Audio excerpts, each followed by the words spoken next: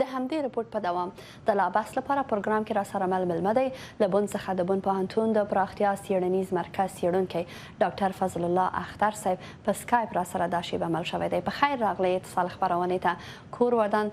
راځئ چې پیل به د دې آنلاین پوهنتون چې اوس مو په راپور کې معلومات واورئ د موخې څخه وکړو چې تاسو د دې پوهنتون په جوړېدو فعال ونډه لرئ. ولې تاسو ته دا فکر پیدا شو چې داسې یو پوهنتون په اوس وخت کې چې شرایط هم بالکل بدل شوي جوړ کړئ؟ ډیره زیاته مننه ستاسو پوښتنه څنګه چې تاسو په راپور کې نشر شو په فعلي حالت کې افغانستان زیاتره پوهنتونونه خصوصا دولتي پوهنتونونه بند پاتې دي. ځوانان نجونې نشي کولای پوهنتونونو ته لاړ شي او خپل لوړو زده کړو ته دوام ورکړي. بیا یو غټ تعداد د ځوانانو او جنکو هغې د وطن بیرون راووتل. متاسفانه چا درسونه په نیمه کې پاتې شو، چا لا شروع کړي وو چې قدم یې لا پوهنتون کې نه واخیستلی چې محرومه پاتې شو. نو دې لپاره چې دغه ځوانانو سره د افغانستان آینده سرمایه ده، دوی سره کومک وکړي په دغه مختلفو برخو کې مختلف مضامینو کې ښوونځی په چې دوی درس وي. نو دغه آنلاین پوهنتون جوړونې یو کنسپټ آماده شو او هغې کې چې وکولی شو د خالی ګاډه په دغه حالت کې چې وطن کې څنګه چې ما ویل ډېرې ځوانان نجونې نه اکسس نه لري، رسایي نه لري پوهنتون ته یا لوړو زده کړو ته. نو دغه خالی ګاډه کول لپاره دغه مفکوره منځته راغله او بله دا ده چې کولی شي بیا په نړیوال مارکیټ کې رقابت وکړي، خصوصا هغه افغانان چې یا بهر ته راځي یا بهر ته راغلي دي. نو د هغوی لپاره بیا د آینده کې د وطن ته د خدمت لپاره او یا هم د خپل ځان ته د فامیل ته د خدمت او وظیفې لپاره موخه په لاس ورکړي. بله اختر صاحب په راپور کې موږ واورېده چې دا پوهنتون به د محصلینو لپاره وړیا خدمات وړاندې کړي. د دې پوهنتون لپاره پیسې یا بودیجه بیا په اوږدمهال کې له کومه تاسو کوئ؟ د اوږدمهال لپاره پوهنتون د بسپنه ورکوونکو ادارو او سازمانونو په مالي ملاتړ چلول څومره امکان لري؟ تاسو صحیح خبرې ته اشاره وکړه. یو د عام چیلنجونو همدغه دی چې د لپاره څنګه کومک راجلب کړی شي تر څو دوامدار شي، دغه پروسه دوامدار همداسې وساتل شي.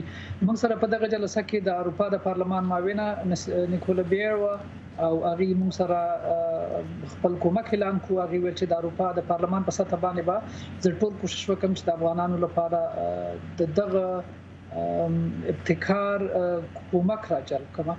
نو په دې کې امکان لري چې مونږ د اروپایي مملکتونو کومک واخیستل شو، چونکې دوی کول مخکې زیاتره په پوځي یا ملټري بخش کې کومک و. افغانستان سره فکر کوم دوی شاید ډېر خوشاله وي چې یو علمي نهاد کې کومک وکړي، دې په ځای چې ټانک او توپ ته کومک وکړي. نو ډېر لیوالتیا لرله چې په قلم کې کومک وشي او ډېر زیات خوشاله وو او ډېر زیات پذیرایي وکړه دغه کنسپټ. اختر صاحب د دې پوهنتون استادان به څوک وي او په کومو ژبو به تدریس کوي؟ د دې لپاره چې هغه بین المللي مارکیټ کې سالم رقابت وکړي شي، هغه آینده محصلین یا فارغین د دې پوهنتون نو فیصله دا وشوه چې درس او تدریس دواړه په انګلیسي ژبه باید وي تر څو دوی کولی شي اروپا په نورو پوهنتونونو کې هم داخلي واخیستل شي، تحقیقاتي مرکزونو ته لاره پیدا کړي شي او ځان ته وظایف پیدا کړي شي بین المللي مارکیټ کې. نو دې وجې نه د دې پوهنتون لپاره د ژبې انتخاب انګلیسي شوی ده، منتخب شوی ده. دویمه برخه کې د دې پوهنتون استادان چې دي اکثریت به افغانانی چې په افغاني جامعه بلد دي، په افغاني مشکلاتو بلد دي او د لپاره چې ښه کریکولم منځته راوړي، درسي مواد نه منځته راوړي. نو زیاتره به افغان. اختر صاحب د پوهنتون مرکزیت به چیرته وي؟ نورې څانګې به هم ولري؟ بله پوهنتون فلحال به یو آنلاین یو تعمیر به ورته کېږي، نیول کېږي یا جوړیږي. هغه تعمیر نه به ټول پوهنځي اداره کېږي او د دې مرکز به آلمان کې فلحال دا چې وروسته بیا نور پوهنځي څومره پوهنځي اضافه کېږي موږ کوشش وکړو. بله د اوس لپاره څومره پوهنځي په دې آنلاین پوهنتون کې ځای پر ځای شوی؟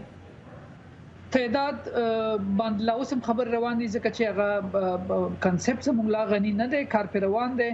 نو خو دا وایم چې هغه فوکس یا تمرکز دا دی چې هغه مضامین انتخاب شي چې هغوی زیات لابراتواري لابراتوار ته ضرورت ونه لري چې په آنلاین بڼه وکړي. بله د دې لپاره چې وخت ډیر کم لرم فقط غواړم که په لنډه توګه راته ووایاست چې په افغانستان کې اقتصادي ستونزې خورا ډېرې دي او خلک د یو وخت ډوډۍ پیدا کولی نه شي د انټرنیټ لپاره پیسې خو لا په ځای پرېږده.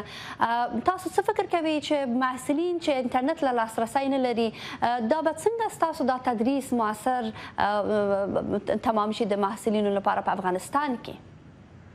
یو د اساسي او عمده چیلنجونه چې په دې جلسه کې یا غونډه کې به بحث وشو همدغه و نو هغه هم بحث لاندې دا چې فلحال لپاره مفکوره هم دا ده چې هغه محصلین چې انټرنیټ ته لاسرسی ولري هغه به د دې محصلین وي او دا چې د دوی بودیجه او پیسې د کومه راځي دې باندې هم لا بحث ته ضرورت دی او په دې باندې کار روان دی. ډیره مننه کوم کور ودان جناب ډاکټر صاحب چې خبرونه ته راغلي او د دې پوهنتون په هکله لیدونکو سره معلومات شریک کړ. کور ودان ډیرو قدرمن لیدونکو په همدې ځای د اتصال خبرونه هم په همدې ځای پای ته رسیږي. دلته په واشنګټن کې زه او زما همکاران د اوس لپاره اجازه غواړم. تر بیا تاسو ټول په پاک الله سپارم. ښې شېبې.